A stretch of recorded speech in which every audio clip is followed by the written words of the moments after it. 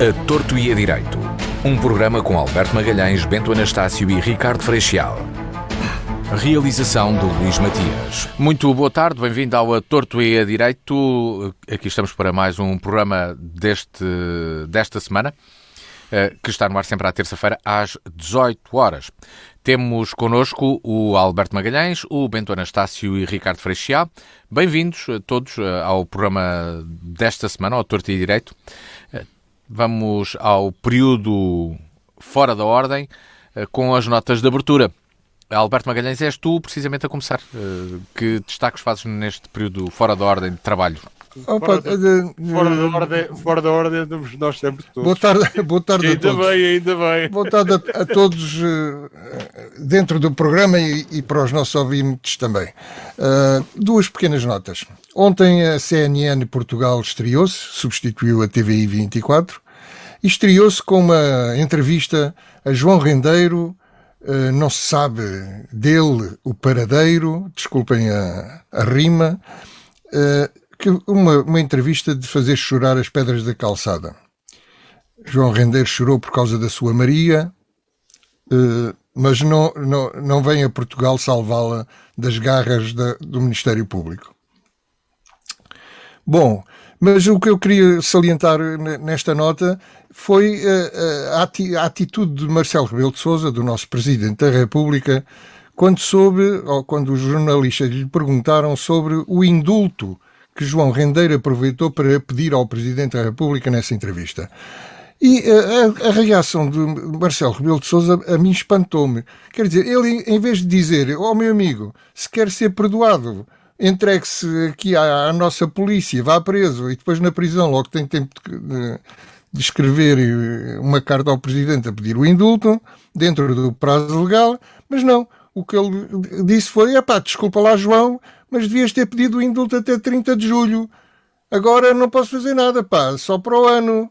Passou o prazo, adeus, Quer dizer, isto não é só em Portugal, de facto.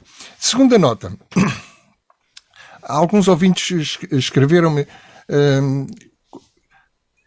criticando-me um bocadinho porque houve aí uma nota à la minuta em que eu falei dos vacinados e dos não vacinados que deviam ser tratados de maneira igual.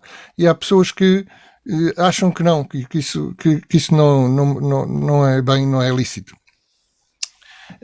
Discriminar os não vacinados poderá ser uma coisa grave. Ora, eu acho que vou responder numa nota à la minuta, mas queria deixar já aqui que nós temos que discutir isto aqui a torto e a direito. Temos que discutir isto a torto e a direito porque é um assunto que vale a pena ser discutido. E está cada vez mais na ordem do dia. Eu penso que na Europa vão começar a aparecer os casos de vacinação obrigatória. Já começaram na Áustria e acho que vai passar à Alemanha, digo eu, é uma intuição. E nós temos que discutir isso porque, de facto, dizer que a obrigatoriedade da vacina é ir contra a liberdade das pessoas disporem do seu corpo é muito redutor, porque as pessoas, quando não se vacinam com uma doença altamente contagiosa, qualquer que ela seja, quando existe vacina e as pessoas não se vacinam, estão por sua livre vontade, é verdade, a pôr em risco não só a sua saúde, o que seria lá com elas, mas estão a pôr em risco a saúde das outras pessoas com quem se cruzam e que não têm culpa nenhuma da atitude antivacinal da pessoa em causa. Portanto, eu acho que nós temos que discutir bem isto e pronto, era só isto. Da nota de abertura do Alberto Magalhães, passamos para a nota do Bento Anastácio, neste período fora de ordem. Bento, bem-vindo. Destaque no programa desta semana. Ora, boa tarde, Luís, boa tarde ao Alberto e ao Ricardo, a quem tem a paciência de nos ouvir. Eu tenho aqui umas coisas telegráficas. Por acaso ia falar na TVI não sobre esse programa, mas pelo circuito que leva a estas coisas. Se as pessoas se lembrarem, quando passou a haver televisão privada em Portugal, houve uma televisão que foi a concurso, portanto uma frequência, não sei como é que isso se chama em televisão, mas se calhar também é uma frequência. Sim, também era uma licença com frequência, que foi atribuída por concurso, e bem. E a outra foi entregue à Santa Madre Igreja Católica Apostólica Romana, vá-se lá saber porquê. Ora, o que é que ocorre é que caminhos percorridos passou a vários acionistas privados e hoje está com uma licença da CNN. É claro que as vidas empresariais... Neste caso, este canal não teve licença desse aspecto. Exato. É a empresa, a empresa, entretanto, a empresa foi por aí tornando. O que é normalíssimo na comunicação, é com a junção da comunicação social que os grandes grupos teriam que um dia chegar a Portugal e as suas marcas. Ok. Agora, não me parece muito católica esta situação que se criou. Espero que quando for da revisão das licenças passem a ser por concurso puro e duro e sem estas coisas. E vou continuar com outras coisas que me aborreceram. Minhas notas de hoje vai ser mesmo coisas que me chatearam durante esta semana. Continua-me a chatear a bendita da vala na travessa Lobo Serrão, que já lá vão para 3 meses e nem a vala se tapa, nem a obra se faz, nem a Câmara diz nada, nem a Direção-Geral dos Monumentos, ou o que é que foi que embargou aquilo, ninguém diz nada. O que é facto é que, pura e simplesmente, se estão marimbando, para não usar uma palavra que vinha mais a propósito, para as pessoas daquele sítio. A mim não me aquece nem me arrefece, que, como já disse aqui várias vezes, ante transporte público, não é por aí, mas eu tenho vizinhos com idade... afeta negócios também, que ali sim, estão, mas há vários, sim, é uma transversal daquela rua e que afeta negócios. E afeta a mim como afeta os dois outros comércios que há, e aí da EDEC, mas o problema não é... grave para mim não é... porque quem vai ao meu estabelecimento normalmente até não tem grandes dificuldades de locomoção. Mas nós vivemos numa cidade que o índice médio de idade no centro histórico é extremamente baixo. Alto e para o baile. Eu quero dizer que na minha rua, eu estava aqui a pensar, se me lembrava de residentes, não é, os passantes trabalhantes, etc. Se havia alguém com menos de 80 anos. E penso que há uma pessoa que deve ter 79 ou 78. Isto é uma falta de tudo, é uma falta de respeito, é uma falta de bom senso. Aquilo poderiam nem ser tapado, mas há formas de tapar aquilo com uma coisa qualquer. Pronto, outra coisa que me chateou, e solenemente, tem a ver com a chica espertice à volta das atletas afegãs. Que vieram umas quantas, etc., gente ligada ali, e depois aproveitou-se a boleia e trouxe quem não estava nas listas prioritárias. Eu não estou a dizer que as pessoas não tivessem sido resgatadas e trazidas para cá, mas não me parece bem que uma organização não governamental cuja representante vive no Ritz, que nos passa a perna e que deixe, por exemplo, os tradutores das forças portuguesas no Afeganistão em terra para trazer quem vai viver para o Ritz. Eu acho que as pessoas que vão viver para o Ritz têm todo o direito de fugir do Afeganistão, mas não têm o direito de usar falsos pretextos.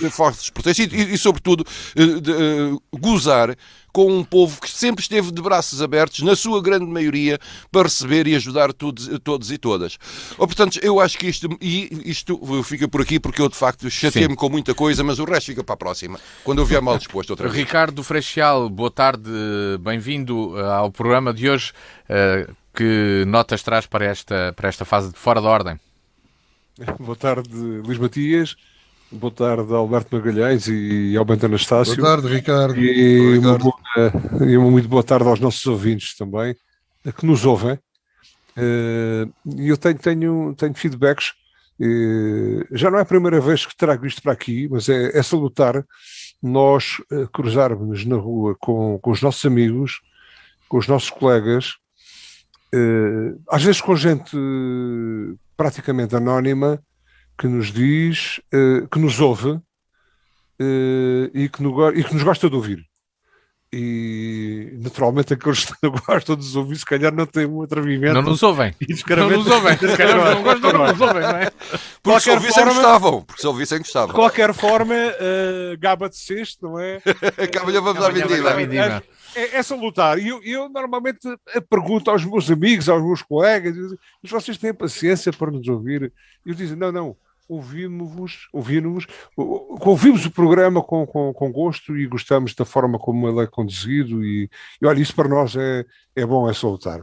Notas de abertura, uma nota pessoal. Faz hoje 35 anos que fui pai pela primeira vez. Parabéns. Muito obrigado. Para o meu filho Miguel também, os parabéns.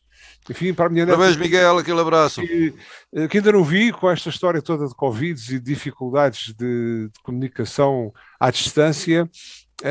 Mas, portanto, eu queria deixar aqui esta nota. Ser pai é um pouco o quê? Isto não é altruísmo, mas é um pouco a continuação de nós, a continuação de gerações e da comunidade, contribuir para que a população continue a existir, para que nós continuemos a existir e, portanto, queria deixar aqui esta nota. Depois, outra nota. Deparei comigo uma noite destas, eu já sou um cidadão, já sou um sexagenário, não é? E deparei comigo impedido porque tinha perdido momentaneamente o meu telemóvel, porque tenho o meu telefone fixo de casa desativado, estava sem possibilidades de me deslocar do automóvel, seja para onde fosse, e dei comigo numa zona circundante a Évora, ao centro histórico, sem possibilidades, a não ser que, num caso de urgência, tivesse que bater à porta de um vizinho, mas não existem cabines telefónicas na cidade. Eu não sei se a inexistência de cabines telefónicas é um reflexo da civilização e da globalização em termos das telecomunicações ou não, mas naquele momento fez-me falta. Podem dizer-me, tosco, devias ter 2 telemóveis, ou devias ter o tu. Não tinha, e alguém que não tenha telemóvel, e alguém que não tenha telefone fixo, e alguém que, infelizmente, possa não ter residência, não tem forma de contactar por telefone, porque não tem uma cabine telefónica à sua mão. Eu não sei se isto faz sentido hoje em dia, esta reclamação, mas quando se fala tanto de proteção civil, eu acho que uma das formas de proteger o cidadão era também dar-lhe forma de eles poderem comunicar. E a propósito disso, já que se falaram também em vacinas, alguém que me ajude, porque eu na sexta-feira recebi uma mensagem do Serviço Nacional de Saúde a dizerem-me, a comunicarem-me o seguinte: 24/24, vacinação contra a gripe. Ao abrir da norma N, que eu não conheço, 006/2021 da DGS, também não conheço, foi emitida para o utente número tal, que presumo ser eu, a declaração para vacinação contra a gripe. O que é que eu faço? Já tentei ligar para o Évora de Saúde, que é a minha unidade de saúde, desde sexta-feira até hoje, ninguém me responde e continuo a ser vacinado. Não sou um cidadão assim dos mais parvos, dos mais mal informados. Alguém que me ajude, porque estas mensagens vão parar ao cidadão mais normal e mais anormal como eu, mas neste momento não sei. Preciso ser vacinado e não sei o que é hei de fazer. Alguém que consegue ajudar ou não? Eu só lhe posso dar o meu exemplo. Eu recebi aqui há uns dias atrás, um SMS também a dizer-me que, para responder sim ou não, se estava interessado em levar a vacina da gripe e a vacina do Covid, a terceira dose. E recebi esta mensagem pelo telemóvel à meia-noite e 20 e tal, ou 30 e tal, e dizia também a mensagem que tinha que responder nesse dia. Sim ou não, nesse dia. Isto é, se não tivesse visto só vi a mensagem lá para a tarde do dia, não é? Às 2 da tarde, ou o que é que foi? Se por acaso tivesse perdido o telemóvel, como lhe aconteceu assim no outro dia, passava o dia e no dia a seguir já não podia confirmar que queria ser vacinado. Por que tanta pressa? Também não percebi. E acho que a mensagem não era grande coisa para idosos. Mas dá-me a entender que a mensagem do Ricardo não lhe pergunta se ele quer ser vacinado. Pois não, diz notificado que é para ser vacinado. E, olha, e aí está uma coisa bem feita. As pessoas deviam ser notificadas para irem ser vacinadas. Mas isso é outra questão. Ou em alguns casos até deveria haver um sistema que fosse vacinar as pessoas a casa. Mas isso é outra questão. Até porque neste momento, deixamos de histórias, a vacina é mais importante alertar as pessoas para a vacina da gripe do que para a vacina do Covid.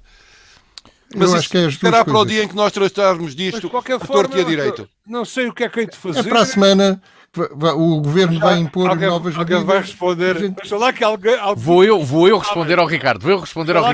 Vai, exemplo eu, pode ser. Está aqui, está serviço público. Não, é apenas um palpite. Ricardo, aquilo que eu vou dizer e também para os ouvintes é meramente um palpite, naturalmente. Não tenho aqui nenhuma informação privilegiada, mas provavelmente do Centro de Saúde não o conseguem atender, se calhar o SNS 24 talvez consiga dar-lhe uma mãozinha, não sei. Aquele serviço 824. Não é que eu já fui. Acho eu. Eu tenho o meu serviço ativado, tenho o meu serviço, a minha aplicação do Serviço Nacional de Saúde ativada, mas fui lá e não consta nada. Ricardo, aplique-se ao telefone e deixe-se lá dessas modernices, que isso não é para a gente da nossa idade. A minha sugestão é essa, é que clique para esse número do SNS 24. Temos que seguir em frente. Não, é modernice, eu vou contar. Isto são assuntos que têm todos os interesses para a comunidade em geral. A modernice porquê? Porque passo o termo, caçado à porta de um restaurante e eu pensava que, tenho aqui um print screen do meu certificado de vacinação e o empregado com o telefone dele, com o telemóvel dele, virou o telefone dele para o meu e disse: não, isto não serve, o meu telefone não capta. O teu problema é do seu telefone. Disse eu. Nada. E disseram-me assim: não, o senhor tem a cativar para ficar descansado com essas situações todas. Tem que descarregar aqui, tem que ativar aqui a aplicação do Serviço Nacional de Saúde. E eu descarreguei, já a tenho, mas eu só estou a ganhar as mesmas neste caso. Bom, mas oxalá que isto se resolva. Eu estou a dizer isto, não é para o meu caso concreto. É claro, mas claro. Eu presumo. E é importante a sua partilha porque há casos de identificação. É mensagens destas depois se percebe. A não ser que estejamos outra vez, ou só para terminar, a não ser que estejamos a precisar outra vez do controle almirante, não é? Estamos, curiosamente, que hoje passou por Évora. Aliás, quando o nosso programa está no ar, deverá, se calhar, sair do Pacto. Sim, Universidade às 2 da tarde e no Pacto um pouco mais tarde. Talvez ainda nos ouça. Com sorte, talvez o vice-almirante cumpra o desígnio de trazer o mar até Évora. Já que ele é Évora e é da Marinha. Évora precisava de praia. Évora precisava de praia. E de deixa estar com o aquecimento global e resolve isso. Sim, já tínhamos a história de uma ponte, não é? Mas isso é cobrir de Camacho ali na zona de Aljustrel. Vamos para o tema do dia. Évora entrega hoje a candidatura à shortlist para a Capital Europeia da Cultura. Submeter o bidbook da candidatura é a primeira fase em que as cidades concorrem para uma lista mais pequena de candidatos. De referir que Coimbra, Leiria e Faro já entregaram a candidatura, juntam-se ainda hoje Aveiro, Braga, Funchal, Guarda, Oeiras, Ponta Delgada e Viana do Castelo. É o último dia hoje? Sim, a data é hoje. Nós podemos ler esse book? Não tenho essa informação. Eu julgo que não. Julgo que é um documento que é fechado. Ainda está secreto. Sim, até porque o processo de avaliação dura 3 meses e ainda existirão visitas ao local pelo júri, pela informação que trouxemos. Amanhã, nos noticiários... A Comissão podia ter divulgado isto. Teremos mais pormenores. Julgo que o documento em si de concurso não pode ser divulgado. Mas começo por ti, precisamente, Alberto Magalhães. O que é que se pode... Que expectativa é que pode existir aqui à volta? O que é que nós podemos ter, mas também, porque esta candidatura é muito isso, estas candidaturas à Capital Europeia são cada vez mais isso, o que é que nós podemos mostrar do resto da Europa? Conseguimos mostrar algum cosmopolitismo em Évora? Em Évora, cosmopolitismo, estás a brincar comigo? Não estou-te a perguntar. Estás-me a perguntar? Claro. Julguei que estivesse a brincar comigo. Évora deve ser das cidades menos cosmopolitas do país, digo eu. mais ligadas à terra, mais ligadas à região e menos cosmopolitas. Digo eu, é a minha sensação. Bom, em relação à candidatura de Évora, eu vejo-a com muito poucas hipóteses de ganhar. Desculpem lá, mas estou bastante pessimista. Peço desculpa aos eivorenses se isto lhes parecer mal. Cidades como Aveiro, Braga, Coimbra, Funchal, Ponta Delgada são concorrentes fortíssimos em relação a Évora. Isto está feito para Oeiras, o resto é conversa. Provavelmente.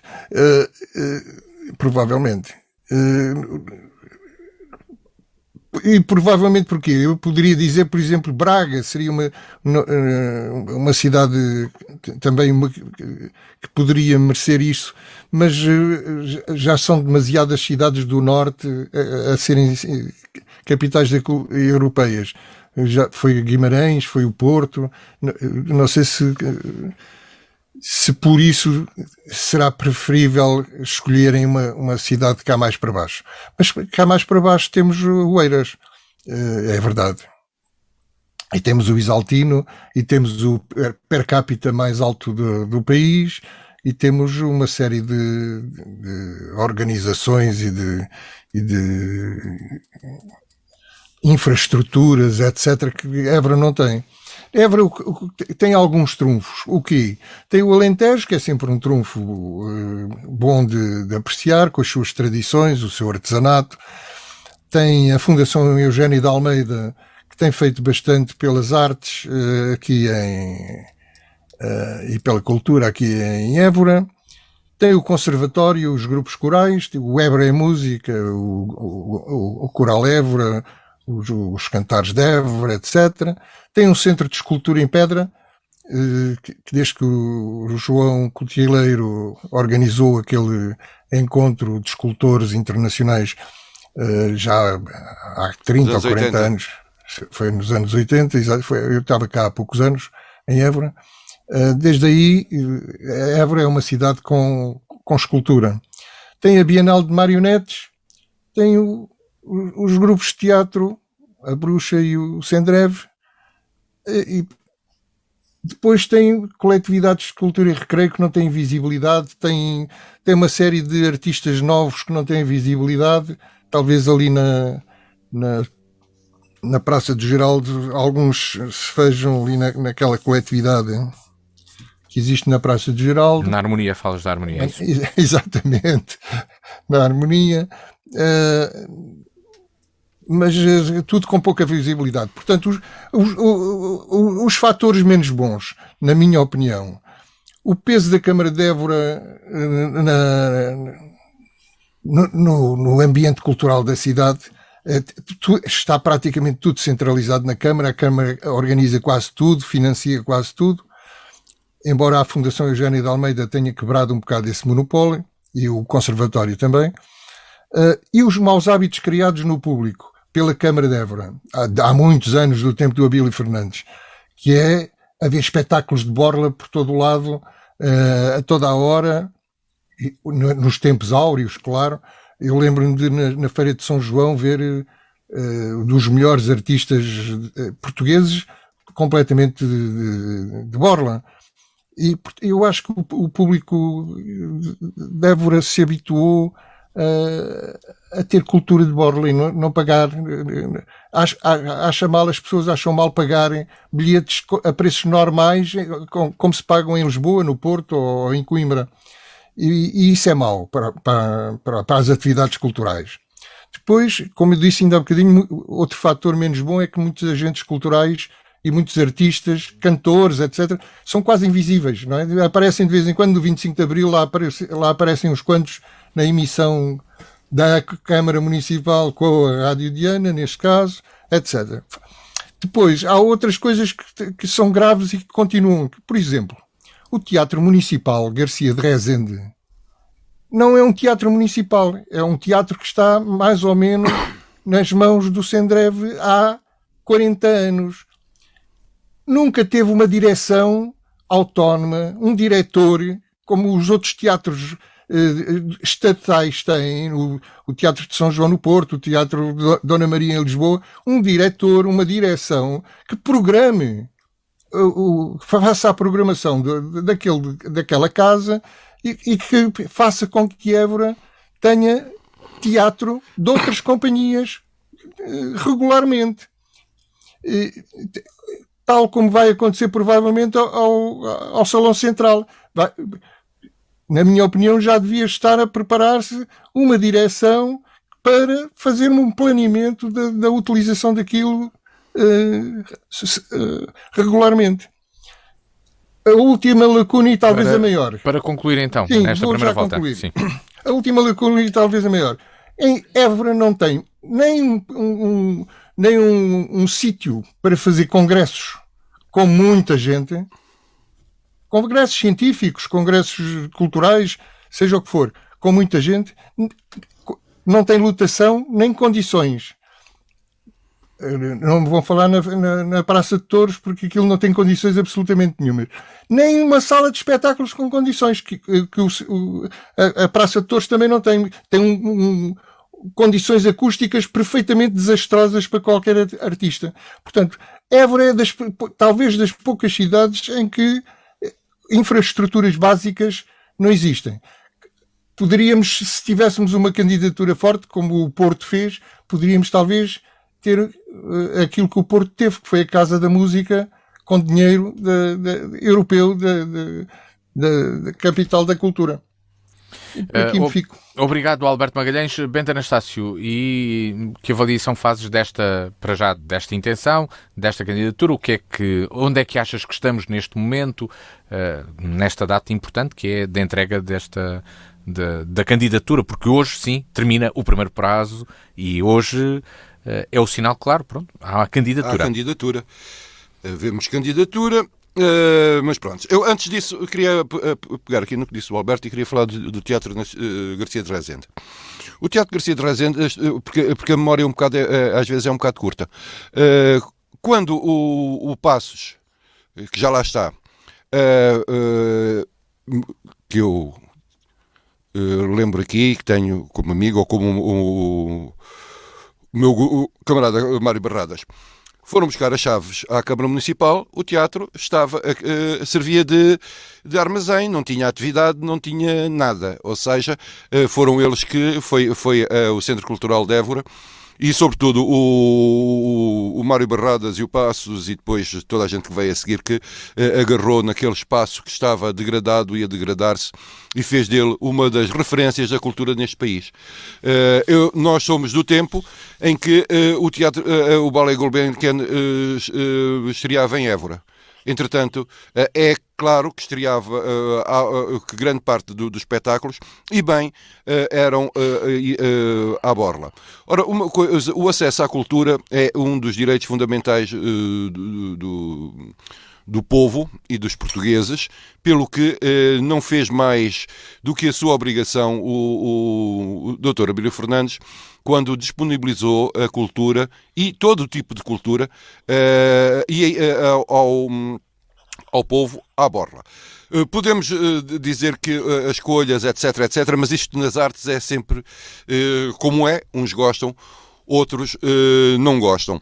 E dizer que a programação era elitista, etc, não dou para esse peditório, já que... Eu não disse isso. Sim, não, mas não foi o que tu disseste, mas muita gente disse, porque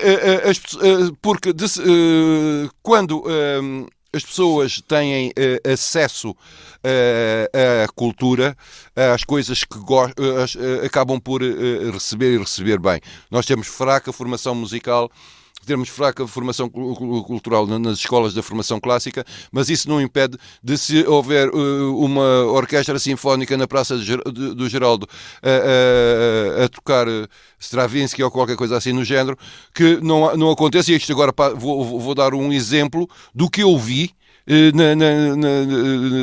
na festa do Avante, quando foi a primeira sexta-feira em que houve música clássica na festa do Avante, que se via as pessoas aderirem àquilo, não com o comportamento normal, mas que se via a música clássica, a malta com as cristas e não sei o quê, que se levantava a meio e dançava e batia palmas. Portanto, isto por aí fora. Agora, em relação absolutamente à candidatura, eu vou dizer que eu sempre fui dos velhos do Restelo desta candidatura, nunca dei nada por ela, por motivos vários. Tem a ver, primeiro, com a dinâmica criada à volta da candidatura, que não foi. Isso viu-se, a diferença viu-se do que está previsto para a entrega de hoje e, por exemplo, a entrega de ontem de Faro, em que se via que havia uma motivação por parte de uma quantidade de agentes que lá foram. Não foi por serem contactados pela Câmara ou nem sei se lhes pagaram o gasóleo ou a gasolina, que vieram 100 e tal motas fazer lembrar que o maior centro, a maior atividade europeia de motas é em Faro. Que levaram gente de todo o lado, grupos de corridinha, etc, etc. Portanto, há uma ligação entre a candidatura de Faro, essa pelo que se viu, e que não se vê em relação a Évora. Quer dizer, é uma coisa que passou um bocado por cima. Há uma quantidade de pessoas que sabem, que falam sobre isto. Eu diria que há uma elite que teve acesso à informação do que isto ia ser. Ninguém sabe que tipo de candidatura é, o que é que se propõe, que objetivos tem, o que se quer com esta candidatura. É claro que a Câmara não tem dinheiro para passar desta fase, porque depois, apesar das alterações todas na vida económica do município, e hoje já ter, por exemplo, possibilidade de ir ao banco pedir dinheiro, coisa que não tinha há uns anos atrás, mas só por aí não chega. Depois, para o pagamento dos 15% que são necessários. Eu penso que isto seria uma boa oportunidade, como são todos estes eventos, para se reconstruir, para se animar e para criar qualquer coisa que ficasse. Lembramos, por exemplo, que da Expo ficou, se lembra o que era aqueles terrenos do Parque das Nações, com a refinaria, com aqueles montes de lixo por ali fora, e estes grandes eventos servem precisamente para recuperar as cidades, para lhes criar uma outra dinâmica. Eu não vejo, de facto, a não ser a obra do Salão Central, que já quase que ia cair de velha antes de ter começado. Não vejo de facto nada, não vejo um empenhamento por parte das populações, vê-se um trabalho técnico feito por técnicos da Câmara Municipal e com a comparticipação da entidade de turismo, que também não faz mais que a sua obrigação. Comparado com outras candidaturas, não vejo que tenha muitas possibilidades, a não ser que seja uma grande candidatura, que a gente então ali de repente abriu-se e quase Nossa Senhora em cima em vez de ser em cima de uma sobreira, é este projeto. Não lhe vejo possibilidades sequer de passar à segunda fase, e é pena que não se pudesse, eu volto a dizer, é pena que Évora não pudesse ter aproveitado esta oportunidade. Não estou a dizer que não queria e que a Câmara não queria ou coisa assim, mas não é a altura, que não consiga aproveitar isso. Não há, nesta altura não foi. Correu mal. Se a capital cultural da Europa calhasse a Portugal daqui a 2 anos, provavelmente a Évora teria a possibilidade de ser uma boa candidatura. Ricardo Freixal, e no seu entendimento, que avaliação faz nesta altura, nesta data, que é a data X, portanto é a data em que definitivamente se formaliza essa candidatura, em que se parte para a primeira avaliação, para entrar digamos, na reta final, que é só depois daqui a 2-3 meses, quando esta avaliação para a shortlist estiver concluída. Confesso que... Isto ainda é a entrada para a última volta, porque a reta final ainda há de ser. Sim, esta é a última volta, exatamente. Depois a reta final ainda será posterior, exato. Mas, Ricardo, o que é que sabe e o que é que comentário lhe merece, para já, este caminho que foi percorrido até agora? Eu não estou como o Sócrates, só sei que pouco sei. Ora bem, esse só sabia que nada sabia. Relativamente à capital europeia da cultura, eu apenas conheço muito vagamente as intenções com a criação das cidades capitais europeias da cultura durante cada um dos anos, neste caso a candidatura é para 2027, e não sei sequer quais são as etapas a percorrer, quais são as etapas já percorridas, e desconheço, como todos nós desconhecemos, quais são os parâmetros ou os pilares fundamentais da candidatura de Évora à capital europeia da cultura.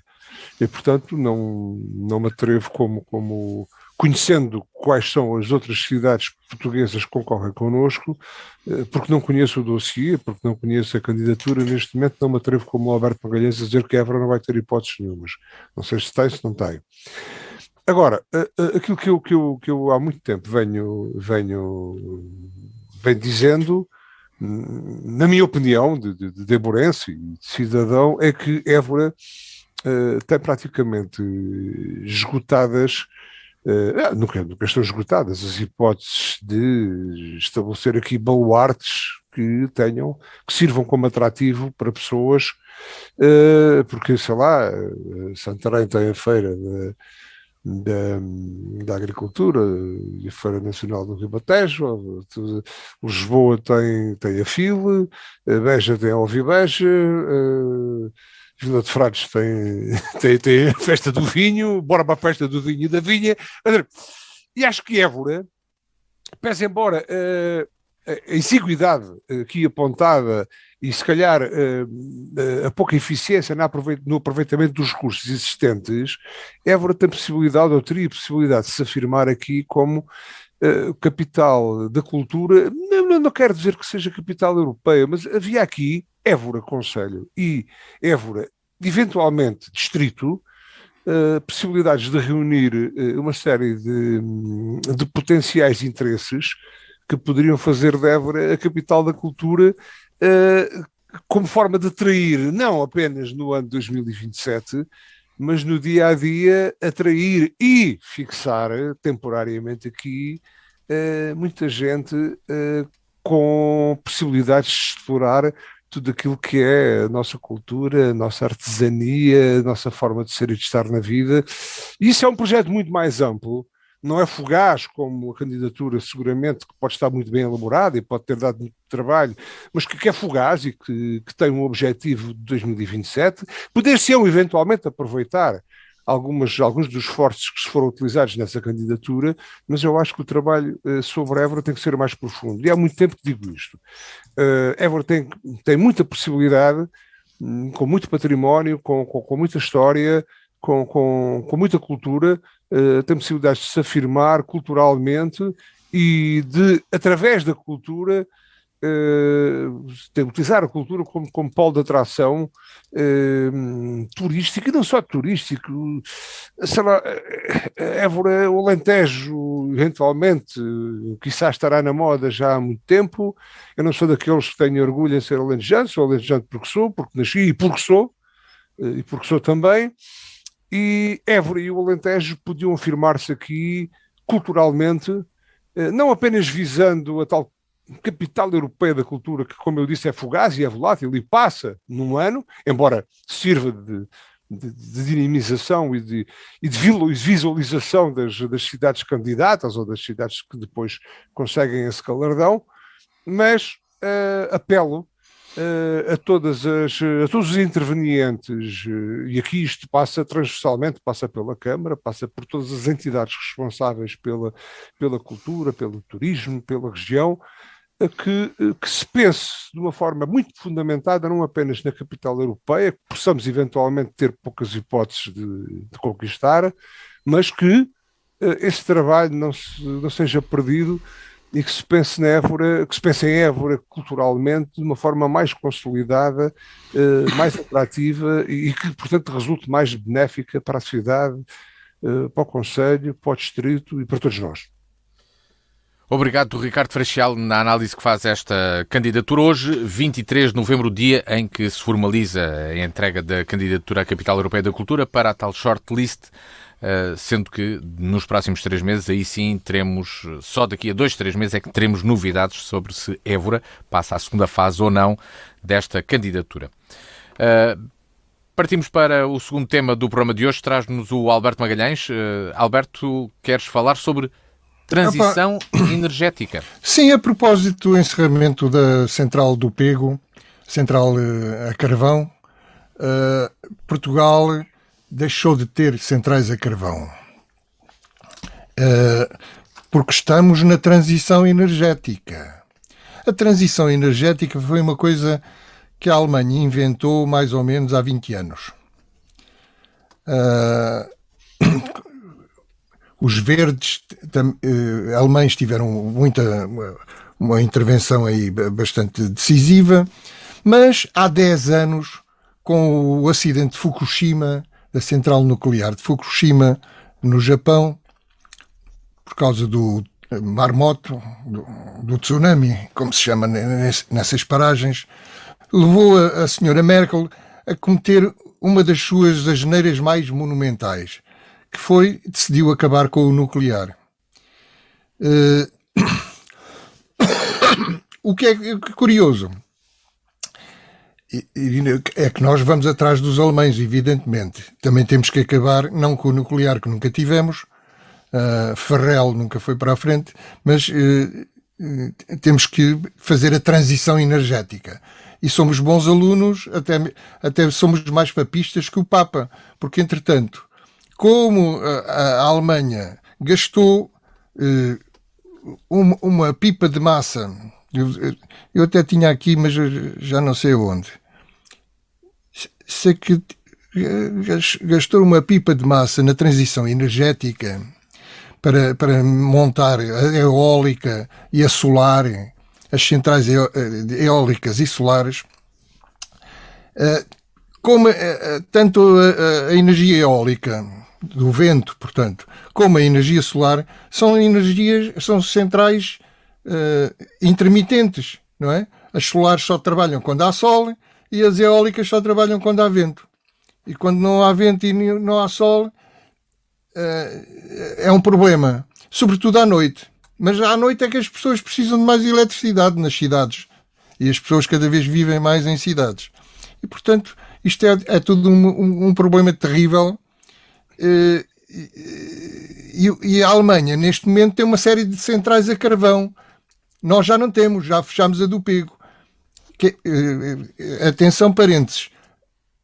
As centrais a carvão geram a eletricidade mais barata, exceto a produzida por centrais nucleares, que ainda é mais barata, ainda sai mais barata. Mas para países pobres que não têm dinheiro para investirem nas centrais nucleares, que isso sim, ao princípio é caro, o investimento para montar uma central nuclear, os países pobres têm que se resumir às centrais a carvão. Até agora. Portugal, que é um país rico, acabou com o carvão, que é barato. E, portanto, nós agora estamos com as outras energias mais caras e intermitentes. E, sobretudo, quando dizem que essas energias são limpas, desculpem, mas discordo profundamente. Veja-se o que se passa na Alemanha. Além de terem que manter as centrais a carvão, têm vento no norte, mas têm a indústria no sul da Alemanha. Então, só em cobre e em fios para transportar a energia produzida no norte para o sul são milhares de quilómetros de cobre. Ora, o cobre é um metal que é cada vez mais explorado. Calcula-se que até aqui há 10 anos, todo o cobre utilizado pela humanidade se resumia a 1.000 milhões de toneladas. neste momento, pensa-se que nos próximos 30 anos se gastarão mais que isso. Mais que 1.000 milhões de toneladas de cobre. Há minas que já se estão a esgotar. Vai faltar o cobre? Atenção, o cobre existe em grande quantidade, ou existia no Chile, agora já há menos, claro, e na China. Além disso, o cobre, as minas, como quase todas as minas, mas as minas de cobre gastam muita água. E no Chile, sobretudo, as minas estão em sítios com pouca água, que é canalizada toda para as minas de cobre. Devo dizer também o seguinte, a energia eólica e a energia solar não são tão limpas como isso. A eólica, por exemplo, na Alemanha, está a deixar os campos cheios de pás e hastes das turbinas eólicas pelos campos, porque já têm 20 anos e já estão velhas, estão a ser substituídas, mas ninguém sabe o que é que há de fazer daqueles monstros que ficam no meio dos campos. Portanto, poluição. A China, além disso, as solares e as eólicas, sobretudo os carros, mas não só, a produção de eletricidade também é assim, gastam muitos metais raros. Ora, não sei se os meus amigos e os meus ouvintes sabem, mas metais raros, a China tem 70% das reservas. A China tem 70% das reservas de metais raros. E os metais raros têm outra coisa. Raramente se conseguem reciclar. Portanto, são dificilmente mantidos sustentavelmente. Portanto, o que é que eu quero dizer com isto tudo?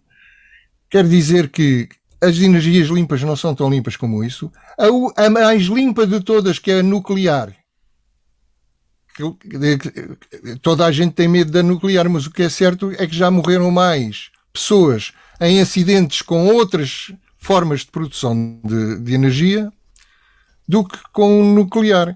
O nuclear precisa desbloquear o iPad primeiro. Ora, pois, será bom. Se calhar, eu acho que a Siri está-te a chamar a atenção por causa do tempo que também está a passar. Exatamente. Para podermos passar aqui ao Bento. Eu queria dizer muita coisa, mas... exato. Mas teremos aqui uma segunda volta, Alberto. Eu penso que o Alberto conseguiu lançar o tema e está claro para o Bento e para o Ricardo quais são as suas preocupações. Bento Anastácio, e que análise fazes tu desta transição climática, desta transição energética, assim está correto, que o Alberto nos traz aqui? Eu neste momento faço a ideia do que estão a passar 500 famílias. Que foram o número de postos de trabalho diretos e indiretos. Se bem e havendo casais que lá trabalham, eu dou o benefício da dúvida e direi 400 famílias. 400 famílias, já não há, a média já não é de 4 pessoas, será de 3, mas vamos por aí e falaremos em 1.200 pessoas no Concelho de Abrantes, que deixaram de ter fonte de rendimento. Mas o Ministro do Ambiente diz que vai tratar disso tudo. Sim, o Ministro do Ambiente diz que vai tratar disto tudo e eu fico tão descansado como a água que está a cair agora. É rigorosamente o mesmo. Portanto, eu acho nós teremos que entrar por outros caminhos. Eu não sou como algumas pessoas, entre os quais os meus ilustres colegas de conversa, que não acreditam que a ação humana possa mudar o clima, a temperatura. O que eu acho que nós às vezes usamos termos errados e depois eles caem na mão, porque ninguém fala em alteração. O que chamamos alterações climáticas não é propriamente uma alteração climática, mas é o caminho que poderá levar ou não a isso, mas de facto existe a mão humana em grandes dos problemas que existem. O aquecimento é um facto, se bem que no século XVII também houve um arrefecimento e coisas assim no género, portanto não vamos entrar por aí. Mas uma coisa é certa, não se altera a gênese de uma civilização de um momento para o outro. Nós somos a civilização do petróleo. Eu acho que o petróleo é uma chatice por aí fora, mas não vai ser resolvido através desta questão dos carros, de passar tudo a mover-se por energias elétricas alternativas. Eu sou absolutamente crítico dos carros elétricos. Eu quero que me expliquem o que é que vão fazer às baterias daqui a uns anos. Se calhar vamos ter amontoados de baterias como as que temos agora, e como temos montes de chapa e de plástico espalhados por aí fora, hoje já devidamente recolhidos nos centros, etc, etc. Mas eu quero saber o que é que vão fazer às baterias. Que reciclagem que vai haver, qual é a possibilidade. Nós estamos a entrar, acho que hoje, e já há provas concretas a andar nas estradas. O caminho será para os automóveis e para a mobilidade em geral será o hidrogénio.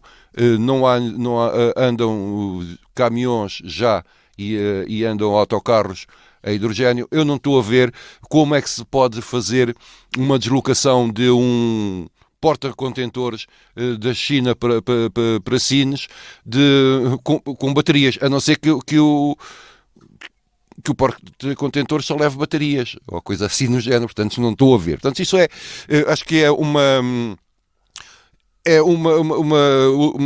passagem por um tempo em que nós vamos todos ter que pagar o investimento feito na eletrificação, nos carros elétricos, etc, etc. Eu não consigo entender este fecho antecipado, que era suposto fechar em 30, apanharam 15 dias sem carvão, porque com isto vamos agora começar a pagar todos como língua de palmo a crise do Covid. Essa vem começar agora e está a começar nos transportes e nas matérias-primas que não foram retiradas durante aquela altura, e hoje vê-se a dificuldade que há, por exemplo, na indústria automóvel com falta de matérias-primas. Portanto, e nós não podemos, de um momento para o outro, pôr todo um sistema em causa, porque é bonito, é politicamente correto, é giro dizer que nós somos os primeiros a acabar com a energia a carvão. Pareceu-me isto, e ficar à espera do que vai acontecer. Eu espero que pelo menos as pessoas até ao final do mês ou até ao final do ano continuem a receber os seus salários, porque isto é que de facto me preocupa nas alterações, nas mudanças estratégicas energéticas. Quem vai pagar e como é que vai pagar? Quem vai pagar a gente sabe, e como vai pagar também sabemos. E em relação ao, só mesmo para depois para concluir o Alberto levanta aqui uma questão que nós em meia dúzia de minutos se calhar não temos muito tempo para tratar disso, que tem a ver com a questão da energia nuclear. Então eu ia deixar isso para uma segunda volta mais rápida, então final, então, passando ao Ricardo Freixiel, que faça esta análise e este comentário, esta transição energética, estes impactos e as escolhas que estão a ser feitas, como aqui o Alberto lançou e o Bento caminhou também por outros lados. Eu recuso-me a ser mais um daqueles que se tornaram especialistas nas alterações de natureza climática, nas energias renováveis, enfim, sem qualquer tipo de fundamentação e de conhecimento consolidado. Sou pela utilização eficiente dos recursos, sejam eles renováveis ou não renováveis, e naturalmente preocupam-me também aqueles que têm uma lenta renovação, e preocupa-me a forma insustentável como eles têm sido, como essas fontes de difícil renovação têm sido geridas do ponto de vista de sustentabilidade, e como cidadão preocupa-me, sobretudo para as gerações vindouras, energias alternativas.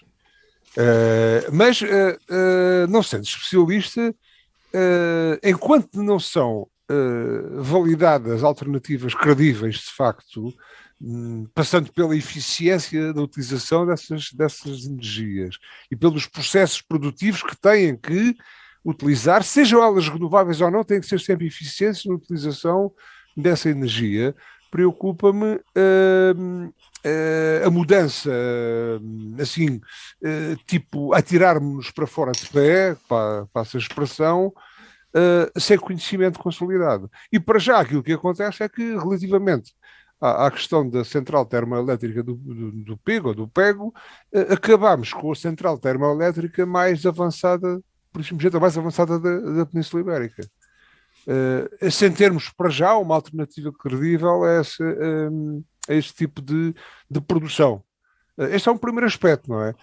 Bom, depois associado a isto, naturalmente, estão as questões de natureza social, envolvidas de todos aqueles que trabalhavam, de todas as famílias.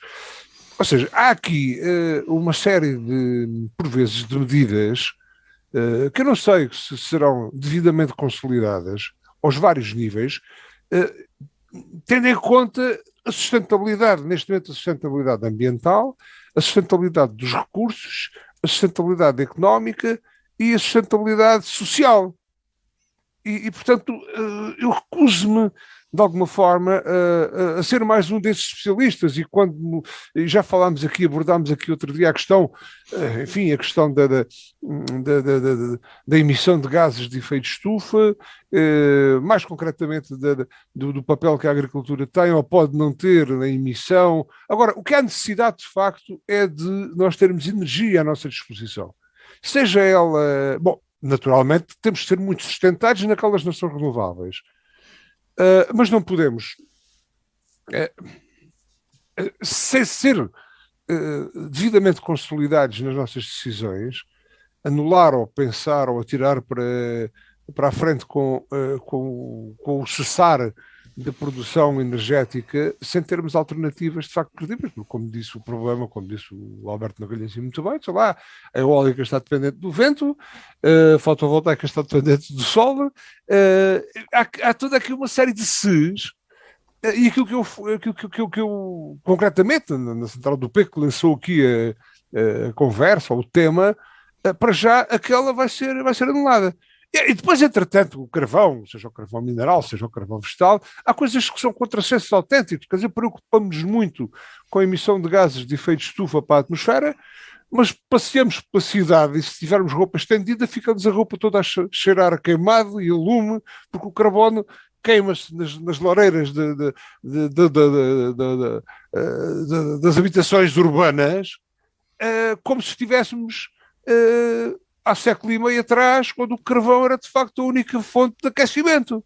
Mas isso ninguém se preocupa, porque há muito giro, estamos uma lareira e estamos a consumir, quando esta biomassa se calhar podia ser transformada com muito mais eficiência de outra forma, porque há uma perda de calor enorme, sei lá, portanto não há aqui coerência, somos por vezes líder na tomada de decisões sem serem consolidadas e sem que essas medidas façam parte de cadernos de facto coerentes, tendo em vista o problema global.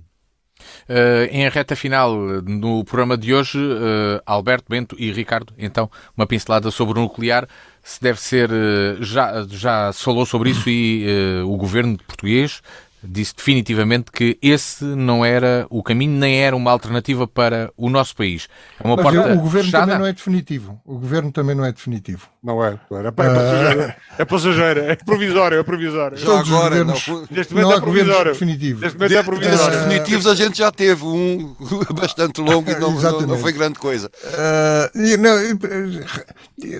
Claramente dizer o seguinte: o nuclear tem má fama. Essa má fama começou a ser criada no meu tempo, isto é, quando eu era novo, nos anos 70, praticamente. Curiosamente, nessa altura eu tinha um amigo cujo pai trabalhava na Mobil, e a Mobil gastava montes de dinheiro numa propaganda verde. Portanto, era uma petrolífera que gostava do verde. Eu agora li recentemente um livro chamado Apocalipse Nunca, que eu recomendo vivamente, que é sobre estes assuntos que nós estamos aqui a tratar, e descobri o seguinte: as petrolíferas sempre apostaram no verde, contra o nuclear.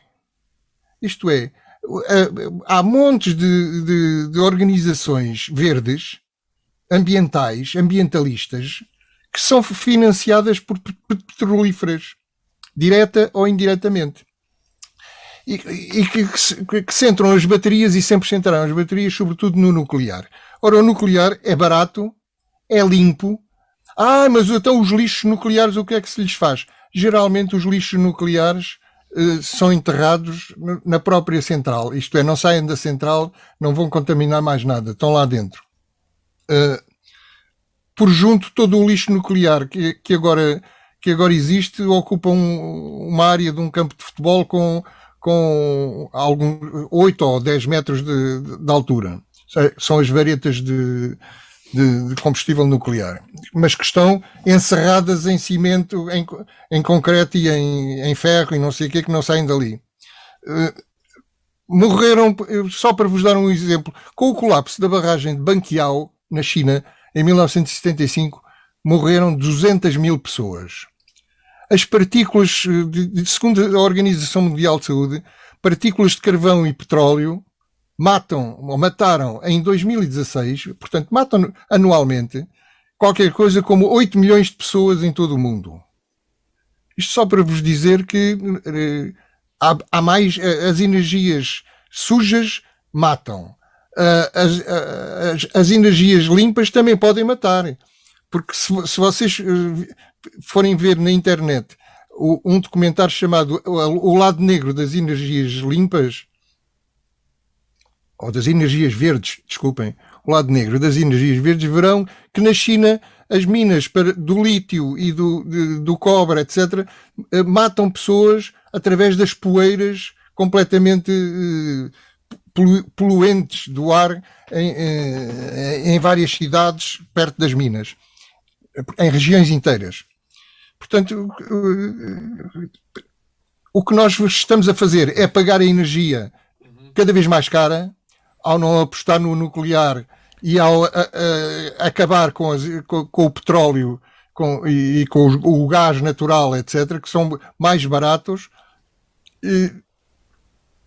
Vamos pagar a energia cada vez mais cara, escusadamente mais cara, provavelmente, e não vamos resolver o problema do ambiente, porque vamos transferir os problemas ambientais da Europa para o terceiro mundo, ou para os países em desenvolvimimento, para a África, para a América do Sul e para a China. Estamos nesta reta final, Alberto. Passo ao Bento para uma pincelada final. Um dos problemas apontados para a construção, por exemplo, de uma central nuclear em Portugal está com a redundância. A impossibilidade de se fazer uma redundância, ou seja, teria de se fazer duplicar um investimento para uma central que iria produzir praticamente a energia toda que o país precisava.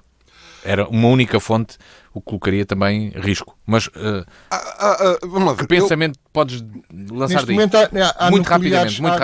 Há centrais nucleares pequenas. Vamos lá ver. Eu sou da geração do nuclear não obrigado. Que tivemos o pânico da Peniche 76, não é? Não, sim, isso depois de Ferrel e apanhamos os acidentes de Sri Mailândia, uma quantidade de onde não morreu ninguém. Sim, mas que nos puseram todos em pânico. Eu tenho algumas dúvidas. A energia nuclear é obviamente perigosa. Pronto, está bem, mas pode é perigosa. Explodir um reator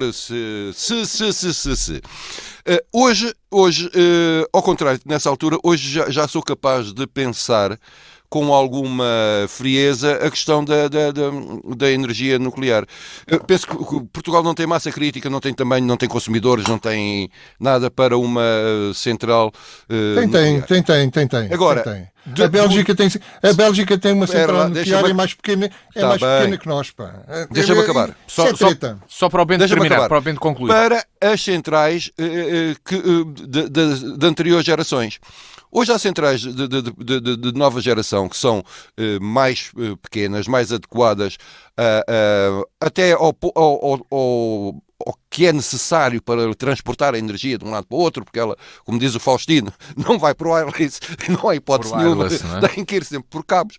Portanto, isso também tem impactos. Tem impactos ambientais graves o transporte da energia.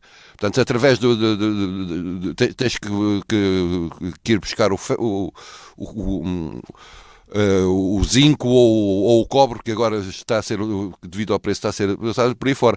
Eu penso que de facto teremos de ter uma conversa séria sobre isto. O país e sobretudo a Europa tem que pensar que não pode atirar para canto os problemas de ordem climática. Olha, isso se calhar é a solução, então vamos fazer isso para a China, isso já era, vamos fazer para a Índia ou vamos fazer ali para o meio da África. Mas eu penso que teremos que, até porque há hoje formas de guardar os resíduos que já não são tão perigosos, e eu não sei se as baterias que vão ficar espalhadas pelo planeta não são mais perigosas. Eu tenho, como aqui disse, muitas dúvidas sobre a mobilidade elétrica. Mas depois temos estas coisas que vão que não bate a bota com a perdigota, como somos todos, desculpa lá para acabar, somos todos muito ecologistas, mas queremos ter a nossa lareirazinha, queremos andar de automóvel elétrico e usar telemóveis e essas coisas todas. O desenvolvimento e as comodidades pagam-se. Ricardo Freixel, para concluir esta volta, não estaremos aqui a falar de energia nuclear depois da porta estar fechada? Ou é possível abri-la? Não, eu sou mais ou menos, cronologicamente estou ali na época do Bento. Não sou tanto daquele slogan do nuclear não obrigado, sou mais do Benfica não obrigado, mas remeto-me para há 40 anos atrás, para um professor de física que tive aqui na universidade, que era o professor Rodrigues Martins, que eu presto homenagem, infelizmente já não está entre nós, que era um homem de esquerda, seria um homem do nuclear não obrigado, tendencialmente, mas que dizia, no seu conhecimento e na sua formação de físico, que a utilização correta para fins nobres da energia nuclear que não o chocava. E, portanto, será mais uma fonte de produção energética que será de considerar, enfim, encarando todos os riscos que todas as outras utilizações de outros tipos de energia têm também. E, portanto, por que não pensarmos eventualmente em mais um contributo da energia nuclear para a ajuda na resolução do problema energético. No entretanto, vou pensando o que é de fazer aos meus automóveis, que são todos utilizam todos combustíveis fósseis e ainda têm energia elétrica, e estou a pensar o que é que eu faço depois àquilo. A gasóleo. A gasóleo. Vou pensar em nenhuma mobilidade. Temos que terminar. Ricardo, sobre aquela questão, nos anos 70, nós vivíamos em plena Guerra Fria e tudo com a paranoia do holocausto nuclear. Hoje penso que a humanidade já não pensa, nem sequer a guerra, que já não acredito que venha a haver uma terceira guerra mundial ou não sei o quê, essas coisas. As bombas atómicas já são peças de museu, quer dizer, portanto, havia por trás do nuclear esse pensamento. Esse pensamento, claro, do que é para produzir bombas. Hoje já não. Temos de terminar o programa de hoje, o A Torto e Direito, já vai longo. Queria dizer mais uma coisinha. Tens direito a fechar, sim, porque lançaste o tema. Rápido. Segundo. Se a Alemanha, só para deixar esta ideia, aos ambientalistas, se a Alemanha tivesse investido em novas centrais nucleares, os 490 mil milhões que investiu em solares e eólicas, teria uma fonte de eletricidade com 0 emissões de carbono e barato. É isto. Ficou a conclusão do Alberto Magalhães para este tema do A Torto e Direito. Temos de fechar, Ricardo, peço imensa desculpa, mas nós já ultrapassamos o tempo. Não, era só para dourar aqui um pouco esta candidatura de Évora à capital europeia. Em 2 minutos eu dizia aqui umas décimas das quais tive conhecimento e que de facto mostram ao Alberto Magalhães que Évora tem muita cultura e tem muita coisa através da qual se podia notabilizar. Oh, Ricardo, então, 2 minutos, rápido. 2 minutos, rápido. Estas décimas foram transmitidas em Nossa Senhora de Machede no sábado passado, num almoço que fizemos com os meus colaboradores da agricultura, que fazemos na chamada ADIAF. A ADIAF é o término tarefas e terminámos a sementeira. E depois, Ricardo, vamos às décimas. Temos de acabar. O meu colaborador, o Joaquim, operador de máquinas agrícolas, relembrou estas décimas que diziam assim: para missas Gabo São Brás, para vinhos a vidigueira, para matar gente o tujal, que até tem fama na beira. Da minha própria folhinha não há amor como o primeiro, para moças a igrejinha e para festas o vimieiro. São Bartolomeu do Outeiro também tem muito rapaz e tem muito homem que faz cantigas para cantar, para poetas a guiar e para missas Gabo São Brás. Évora para todo o artigo onde este assunto se aparta. Borda d'água para a batata, Algarve para muito figo e Viena para muito amigo. E desta seguinte maneira, para mocidades Ferreira, que tem muita rapaziada. Está tudo nas mesmas quadras e para vinhos a vidigueira. Para searas o torrão e para brutalidades a Cuba. Está tudo nas mesmas... Desculpem. Para searas o torrão e para brutalidades a Cuba. O redondo para muita uva, para cantar bem baleizão e para boa educação, Santiago dos Coral. Para invenções o barrocal e para estudantes a mitra. Está tudo na mesma escrita e para matar gente o tujal. Valverde és um brejeiro, para bailar tem a boa fé, para bailar bem a boa fé, pois todos dizem que assim é e tu és um verdadeiro. Ó tujal és um sequeiro, és herdade de primeira, mas só tratas da escravidão, ou filha de um real cabrão que até tens fama na beira. Ou seja, a cultura é o que não falta aqui em Évora e a cultura popular também.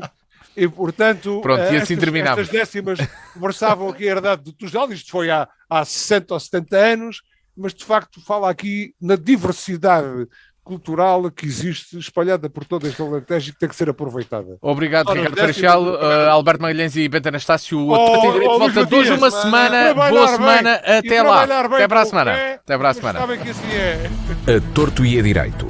Um programa com Alberto Magalhães, Bento Anastácio e Ricardo Freixal. Realização de Luís Matias.